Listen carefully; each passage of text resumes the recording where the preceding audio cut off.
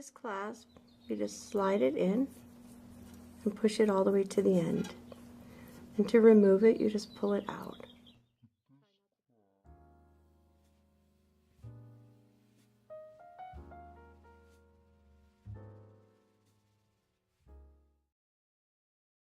Try not to pull from here, pull from the center.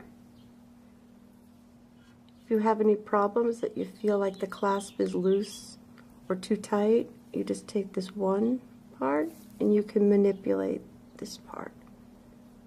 You're not going to break it, and then you can just adjust it.